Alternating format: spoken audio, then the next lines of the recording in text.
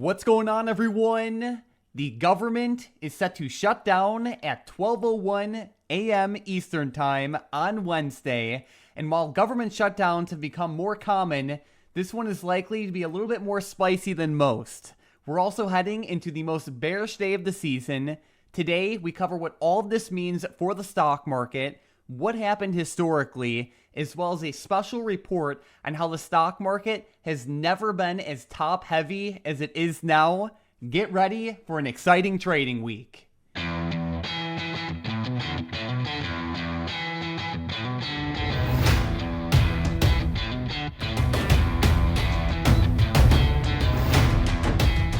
On Friday, we actually saw the S&P 500 pop back to the upside a little bit. PCE data did release on Friday, and there was a pretty positive reaction initially from this release. We can see the SPY did go up to previous resistance around 662.50 and ended up holding under there as the day progressed. But Mike, I think that next week could be even crazier than last week. I know that last week there was a lot of craziness. The SPY had multiple days of selling pressure, and there was just a lot of bearish activity for the most part of last week. Well, this week, we have the government shutdown looming. Yes, like you said, on Wednesday at 12:01 a.m. Eastern Time, this is when the actual shutdown will occur if a deal is not met. Now, Trump is meeting with congressional leaders on both sides of the aisle to hopefully prevent this from happening. And if we go and we look at the Kalshi odds for a government shutdown on Wednesday, it's sitting around a 56% chance right now.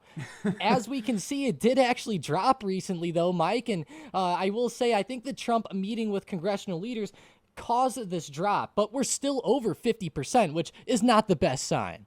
Yeah, and Tom, let's not forget, the last time the government shut down was back in 2018 when Trump was in office, and this was actually the longest ever government shutdown. It went from December 22nd, 2018 to January 25th of 2019, and a shutdown this time would also be more severe than most because for this year, Congress has not passed any of the 12 appropriation bills that fund specific agencies. So every year, Congress is supposed to pass 12 separate appropriation bills, each funding a different part of the federal government. None of those 12 bills have been passed this year, which means every single agency from defense to education to the FAA to the Social Security offices, basically is going to face a lapse in funding, and this will result in a full government shutdown, not just a partial one. And then also, Trump is threatening to permanently fire instead of just temporarily furlough non-essential federal workers. So yeah, it's definitely an interesting situation here.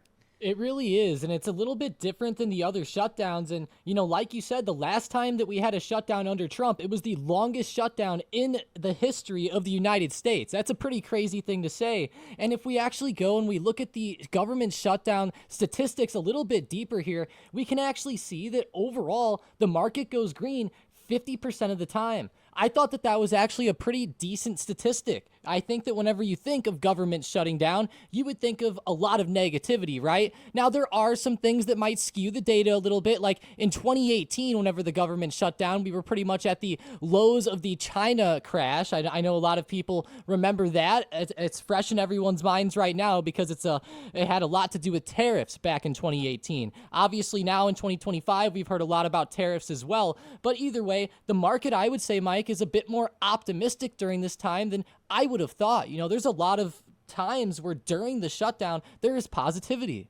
Yeah, and that's always a good thing. What I do certainly think is worth keeping in mind is, of course, every situation is so unique. Like with the last government shutdown, the market ended up popping big time, but that was also at the bottom of the, China trade war 1.0. So every single situation's unique. What I don't like when we look at the Kalshi odds is that the market is pricing in slightly over a 50% chance of this government shutdown happening, which certainly adds in more uncertainty. Kind of like with FOMC interest rates decisions and any other, big situation that could impact the market and the economy, the more uncertainty there is, the generally speaking, worse it is for the market.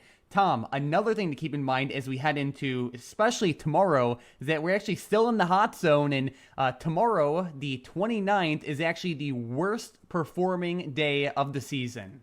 It really is. Like, whenever we look at September as a whole, we know that historically September is a very rough month, the worst month of the entire market. Now, whenever, or of the entire year for the stock market, I should say. But whenever I look at this even closer, of course, the end of September is where we really start to see the selling come in. Specifically, the 29th, like you said, is the worst day with negative 0.35% being the average going back to 1950. That says a lot, right? So be ready on Monday. I'm not saying that it has to play out like this. Every year could be different, but there is some negativity there.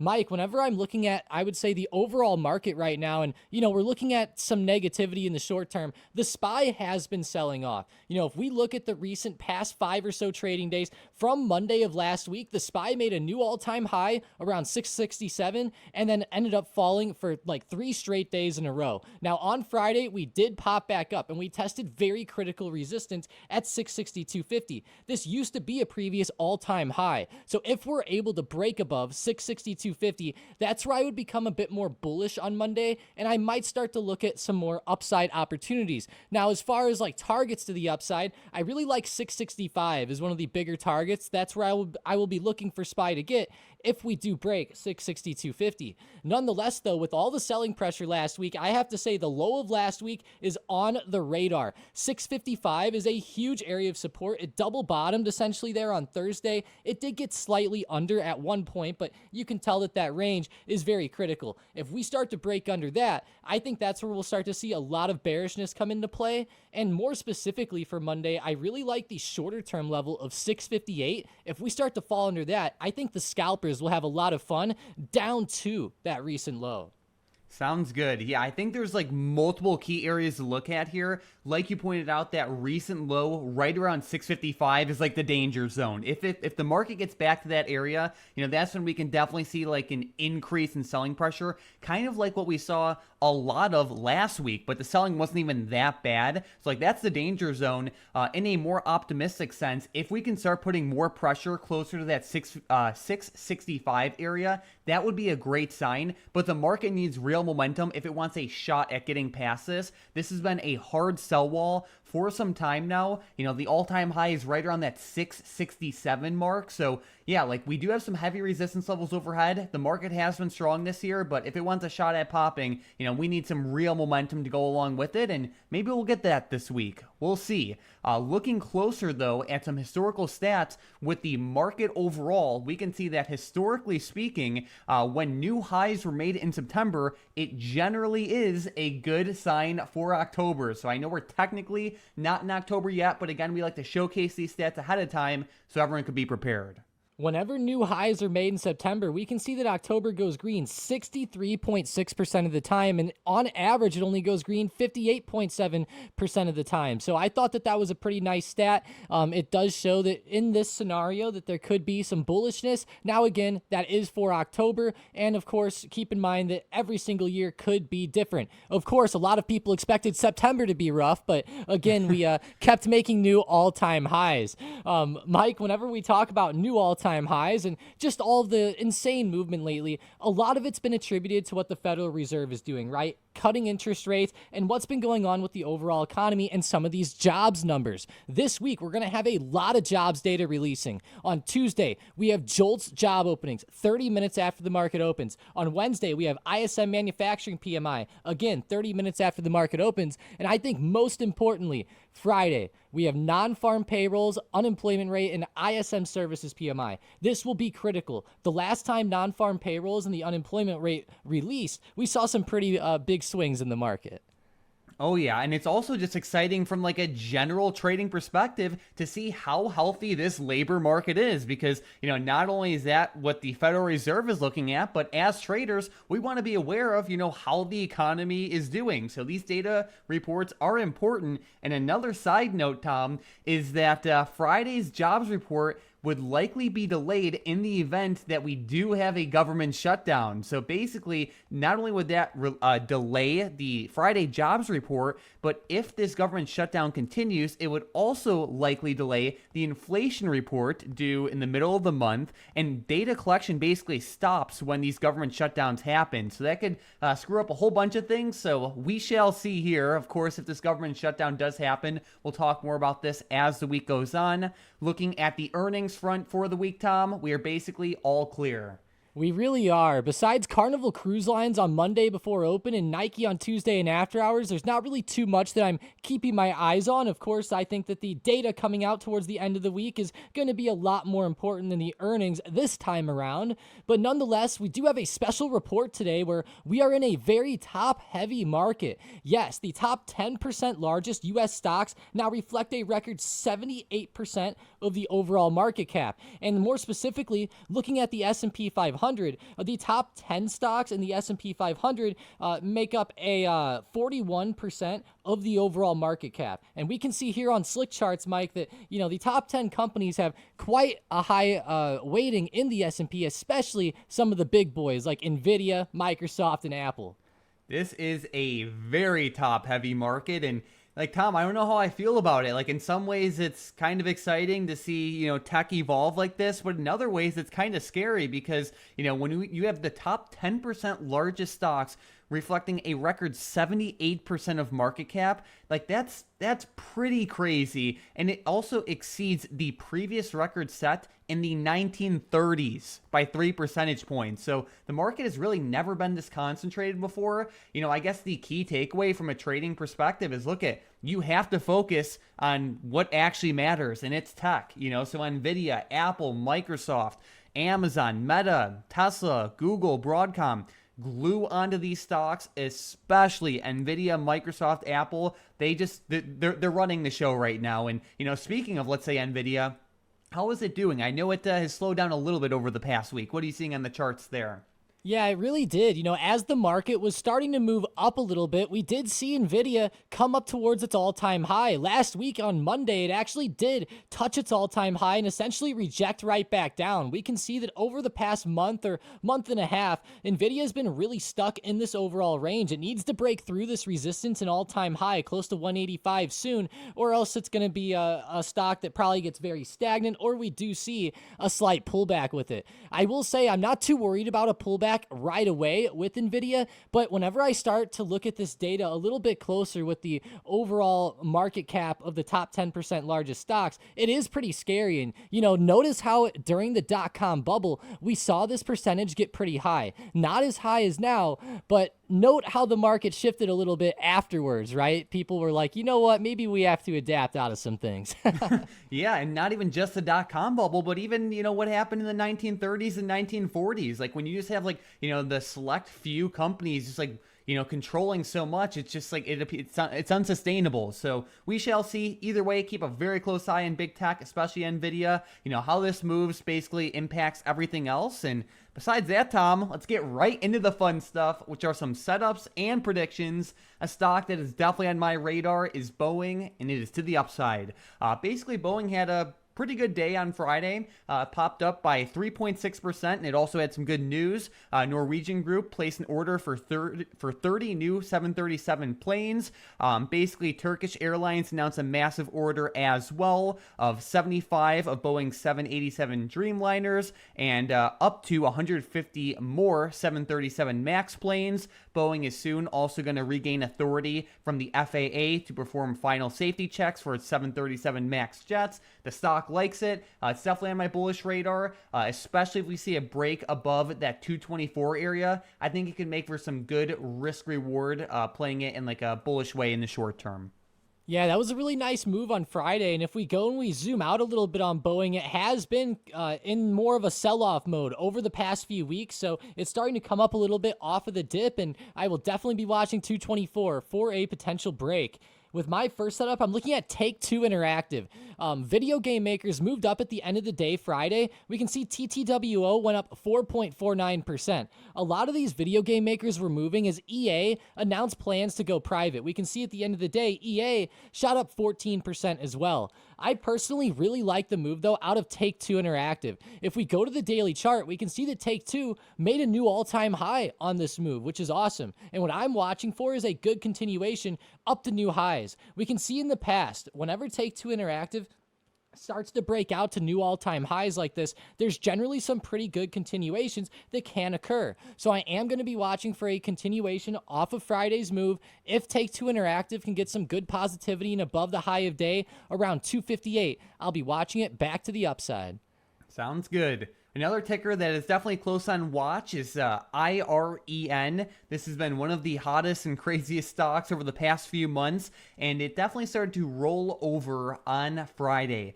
Basically, the stock is to the point where it's just kind of overextended in what I believe to be an unsustainable way. It rallied from $5 a share all the way up to about 50 since May. It has been facing heavy resistance right around this $49 to $50 area since Wednesday of last week, and now we're starting to see selling like actually come in a meaningful way as it fell by 9.5% on Friday alone. I really like the risk reward playing this to the downside, especially where if it continues to put more pressure on recent lows, whether it be at $40 a share or even closer to like that $40.40 area, I think it can make for a good short. As always with a volatile stock like this one, if for whatever reason it starts to reverse and rip higher, then, it has to be managed quickly. This is a volatile, crazy stock. And also, if the stock does not show meaningful, downside movement tomorrow, let's say it gaps up at $44 and starts running up, there's no need to try and force a bearish setup if it's not there.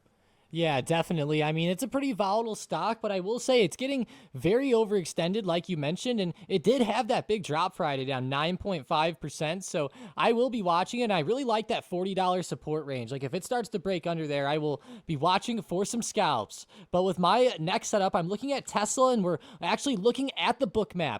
Tesla consolidated a lot on Friday at its high of day around 440, and what I'm watching for is a potential break of 440, and then a run up towards the recent high of 444 to 445. And if we can actually get through 444 to 445, there are some major overhead sell walls here. We can see that 445 is one of the closer sell walls coming up just above that 444 mark, but 450 has around 300,000 shares that were stacked up there on Friday morning. So if we can break through, that 445 mark, I think targeting 450 and targeting a $5 move is not a terrible way to go. So that's what I'm watching for with Tesla. Shout out to Bookmap for the X-ray vision as always. That's how we're able to tell that there's 300,000 shares stacked up at that 450 point.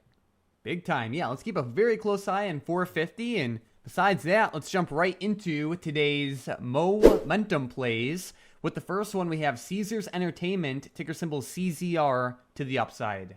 Yeah, they did pretty well Friday, up 4.3%, and they also have a weak correlation to SPY, which if the SPY is doing rough, that means Caesars might not be as affected. But if they can break 2730, watch them to the upside. All right, with the next one, we have Solar Edge Technologies, ticker symbol SEDG, also to the upside. This one also moved up around 4% Friday with a pretty good overall move intraday. If they can break out above 3960, just above the high of day, then watch them up as well. And then with the last one, we have CoreWeave, ticker symbol CRWV, to the downside. CoreWeave ended up falling down around 5% Friday, and there's a really clear double bottom at support close to 119.50 to 120. So if we can break under 119.50, then watch CoreWeave to the downside. All right, so we have these three tickers on the radar for potential continuations tomorrow, if and only if they break through the levels listed. These stocks are volatile. Keep them on watch, but as always, remember that how you trade is much more important than what you trade. Protect yourself at all costs and prioritize making smart, long-term oriented trading decisions. If you need help with that, definitely check out the Key Lessons channel of the StockedUp Discord. It's completely free. And let's jump right into today's $1.25 million big money trade. And we are looking at ticker symbol HI. Very interesting setup here. So basically on Friday, the trader here bought the 30 strike call options that expire on November 21st of 2025. For my advanced traders out there, this is technically a call debit spread where they also shorted the 35 strike calls. Either way, this is a bullish setup, and there's also some news going on here as well. So basically, the trader here is risking $1.25 million to make $3.75 million. HI is for Hillenbrand, which is a global provider of highly engineered, mission-critical processing equipment and systems, and the stock is popping following reports that it's nearing the final stages of its sales process, with final bids expected next week. Potential buyers include Apollo Global Management, Lone Star Funds, and Stellix Capital Management. Very interesting trade given, number one, the stock is up 11.5% on Friday. This price action momentum just came out of nowhere, and Tom, that intraday price action was insane. Just like a ton of just overwhelming buying pressure came in, and it lasted all the way through close, which is good by itself. There's also news. I like how they use the call debit spread. You know, they're risking $1.25 million to make $3.75 million. The expiration's soon, but it's not like next week, so like there is some time to it. And it's a pretty bold trade, so very interesting. And something that I'm also noticing with HI is that it does have a lot of crazy days where it will have some insane price action and insane movement. And a lot of these moves will actually result in good continuations, especially most recently as it started to try to break out of that overall lower range. It had that insane jump. Now that overall candle from the low to the high of it was around 18%. So I know that that was a little bit more than how much the stock moved on Friday, but nonetheless, you can see that really good continuation even the next day. And that's exactly what I'm going to be watching for here, is a good short-term continuation. Now it might not be something that plays out exactly like that one on Tuesday, August 12th and 13th. But nonetheless, I do like the price action here. And I also love the way it consolidated. You know, we had those two great candles, a lot of consolidation, and now we're starting to test the upper end of that zone again. If we can start to break out, HI could go on a pretty good run. And I really like how they did a call debit spread here to make it a little bit easier to read. Definitely. So very interesting. Let's keep a close eye on it. But if you're new to the channel, welcome, and definitely consider obliterating that subscribe button. We post brand new videos all the time. It takes us hours to make these videos, and we cover basically everything you need to know, whether it be important economic events, government shutdown news, big money plays, daily SPY levels and analysis, earnings. Basically everything is covered every single day. If you subscribe, you'll get our videos recommended to you more often. And Tom, let's also give a giant shout out to today's member of the day, Mr. J in the Stocked Up Discord, who had some nice SPY profits on Friday. Huge shout out to you, Mr. J. Keep up the great work going forward. We're set for a very exciting week this week, guys. Of course, the government shutdown news is one of the top things on the radar. Also, if you're into short-term trading, definitely check out Bookmap, as Tom showed with Tesla. It's like the X-ray vision in the stock market. You can see exactly where key buyers and sellers are stacked up, which is great for identifying support and resistance. And Bookmap has so many other features and tools. If we explained it all, this video would be much longer. Stocked Up viewers do save quite a bit if you use the link in the description and the comments down below. Basically, a special offers tab appears, and it offers some pretty good deals. So definitely check that out. Besides that, thank you all so much for watching, and let's crush it in the market this week.